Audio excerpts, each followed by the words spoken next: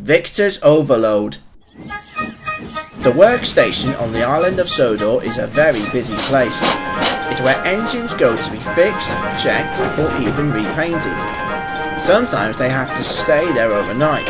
That's if the job will take longer than the workmen expect them to be. Victor, the works engine, works hard at the workstation. He works hard shunting trucks and making sure the correct parts are taken to the engines that need them most. Kevin the crane works with him a lot and tries to be supportive. But sometimes Victor feels like he is overworked and can often get stressed. One day it was a very busy day at the workstation. There were lots of trucks everywhere and they were waiting to be shunted. The workmen were working hard trying to repair the engines that were in the sidings. Bill and Ben were having their valve gears cleaned out. "It's no fun being stuck here with blocked gears," sighed Bill. "We're better off in the quarry," agreed Ben. "And there are lots of trucks for us to shunt and the delivery needs to be made."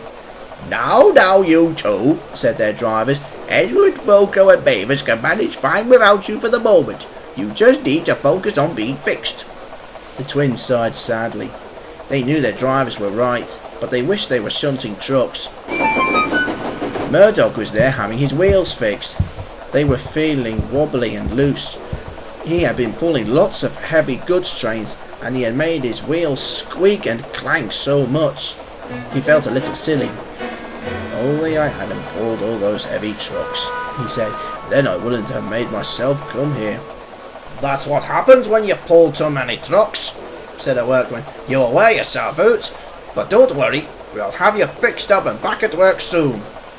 Murdoch was pleased to hear this, but James, who was behind him, was not happy with waiting. "I need my new coat of paint as soon as possible," he puffed. "I don't like wearing a scruffy coat." "Be patient," said his driver. "You're not the only engine here, you know." James just huffed. He didn't like waiting one bit. Just then, Victor arrived with the bits the workmen needed to fix Bill and Ben. He brought a flatbed with cloths and special polish and cleaning spray. "Here you go," he puffed. "It took a while for this to get sorted out." "Thank you, Victor," smiled Bill. "I can't wait to be fixed now," grinned Ben. "Now then, Victor," said the workman, "can you please collect the tools we need to fix Murdoch's wheels? We need to get Murdoch on his way again." Victor was worried. He had a lot of jobs to do. "But what about the trucks at the other end of the yards?" he asked. "I need to start shunting them soon." "You can start them in a bit," said his driver. "Right now we must get the parts Murdoch needs." "And what about my coat of paint?" asked James. "I want to look my best." Victor sighed. "Hang on there, James," he called. "Give me a chance, please." As soon as the flatbeds were unloaded, Victor set off back to the shunting yards. "Please hurry," moaned Murdoch. "I don't want to hear James complaining anymore." James was not impressed with this. "I heard that," he grumbled. But Victor had problems of his own. He grumbled as he shunted the empty flatbed back into the siding. "I feel like I'm overworked," he complained. "I have my own work to do as well, you know."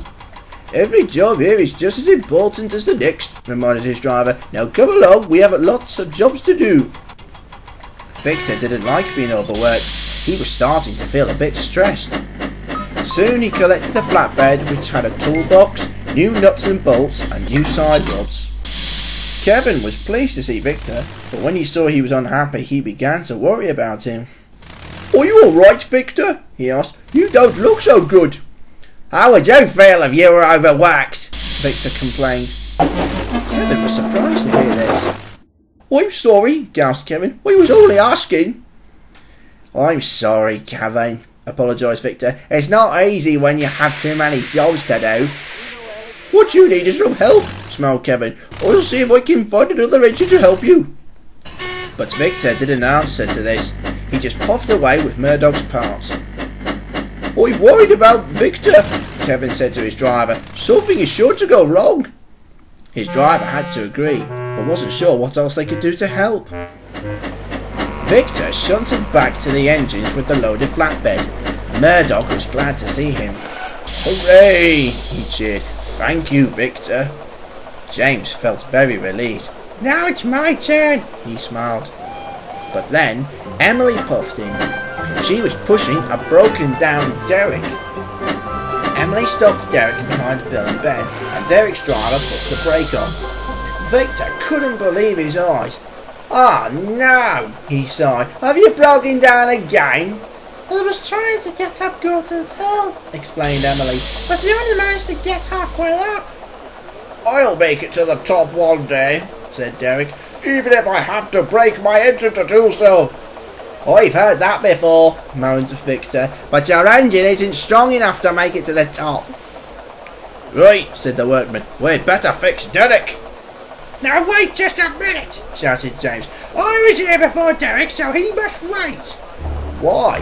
asked Murdoch. "Repairs are more important than new coats of paint." It's my turn, Huffed James. I want my new coat of paint. "We need our gears cleaned," called Bill and Ben together. "My wheels need fixing," huffed Murdoch.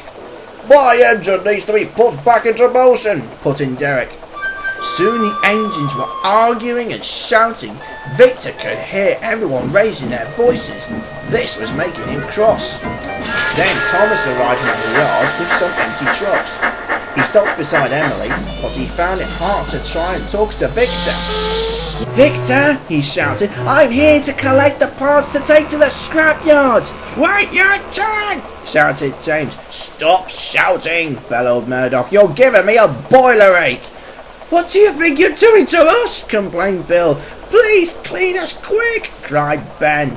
The shouting was so loud it made Victor more and more cross. Now he could take no more. He took a deep breath and blew a loud whistle. "Will you all please be quiet?" he boomed. Suddenly everyone went quiet. how can I help fix all of you if you won't be patient? He shouted. "I'm trying to help you, but you're not giving me a chance. If you want to be fixed, then you will all have to wait, because I'm not helping you anymore." Before anyone could answer, Victor fumed away. Thomas and Emily were surprised. They were now worried for their friend. "I'd better go after him," suggested Thomas. Good idea, agreed Emily. I have to go. My passengers will be waiting. A workman uncoupled Thomas from his trucks, and Thomas set off after Victor. The engines all watched as Thomas puffed into the distance. Victor stood still in the work shed. He felt frustrated. He didn't say a word, and his driver and fireman couldn't get him to budge an inch. Thomas puffed up to Victor. He could see Victor was upset. "What's the matter, Victor?" asked Thomas worriedly. Victor looked at his friend. He could see Thomas was worried.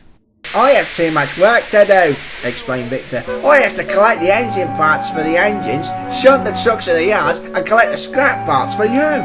It's all too much for me," he went on. "I need another engine to help me." Thomas felt very sorry for Victor. He wanted to do something to help him. Then he had an idea. "Maybe I can help you," he suggested. "I can help you with the shunting in the yards, while you collect the parts for the engines."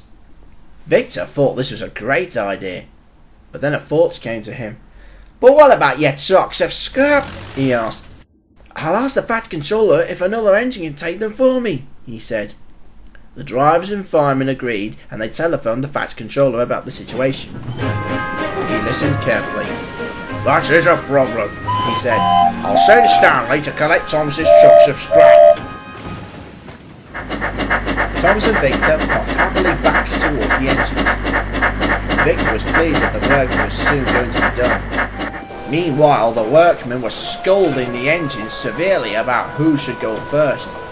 The engines felt very bad about arguing with each other. Thomas and Victor puffed onto the scene. "It's all right, everyone," puffed Victor. "We now have a plan." Victor explained Thomas's plan to the engines. Everyone agreed. "I'll collect the trucks of scrap," smiled Victor to Thomas. "And I'll start work shunting the trucks," agreed Thomas. Thomas shunted his trucks into a siding behind James, and then popped out of the way so Victor could take them to be loaded. Soon Thomas was busy shunting the trucks in the yards. There were lots of them, and Thomas found he was going to be very busy. Kevin was doing his best to help out as well. He helped load the trucks of scrap for Victor and then started to load the pots of paints for James' new coat. Here you go, he smiled. All ready for James? Thank you, Gavin, smiled Victor, and he shunted the truck with the pots of paints to James. Thomas was starting to feel tired. His cheeks went red and his wheels ached. I feel tired, he puffed. Can I stop for a rest, please? No can do, Thomas, supervised the driver. We have a job to do, and you're helping Victor, remember? Thomas knew his driver was right, so he carried on. When at last Victor had shunted the trucks of scrap into a siding, Stanley had arrived to collect him. All ready for you, Stanley, whistled Victor. Thank you, wheezed Stanley. Now I can make my trip to the scrapyards. Stanley puffed happily past the engines who were being fixed. Victor followed up behind and stopped between his friends. At last, all the jobs were done. The engines were pleased to be fixed again, and even James was happy with his coat of paint. That's much better, beamed Derek. We're fixed again, cheered Murdoch. Everyone cheered and whistled. Victor felt very pleased with himself. Then he gasped when he saw who was coming up the track. It was Thomas. He was being pushed by Neville. Thomas felt very unhappy. All the shunting is done, Victor, huffed Thomas. Thank you, Thomas, said Victor, but why the long face? My injector's failed, sighed Thomas. Now I can't have a drink. Victor smiled at his friend. Don't worry, Thomas, he puffed. You helped me, so now I'll help you. We'll have your injector fixed in no time. Thomas smiled happily. But you'll have to do one thing, sniggered Bill. What's that? asked Thomas. You must wait your turn for a drink, teased Ben, because that's where we're all going. And all the engines laughed, and even Thomas and Victor had to chuckle.